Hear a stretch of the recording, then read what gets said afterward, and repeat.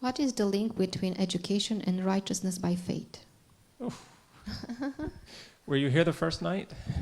No, they weren't. Okay.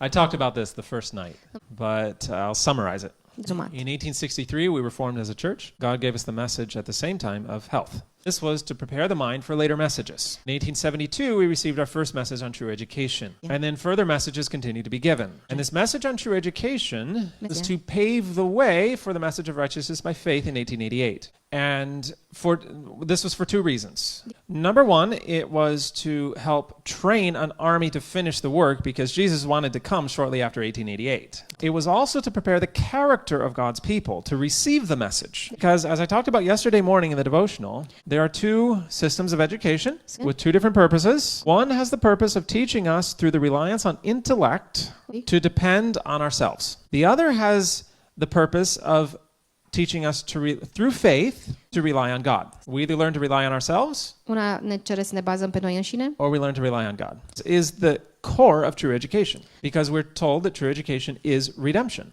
Now, what is the core of righteousness by faith? Learning to depend upon God.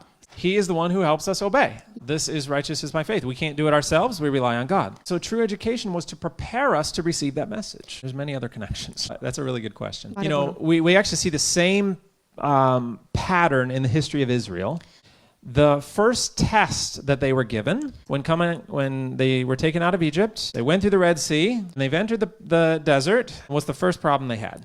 No food, right? Mare. And so what did God give them? He gave them manna. So the first test they encountered, diet. Same for us, 1863, La fel first pentru message, noi. diet. Then they were taken to Sinai.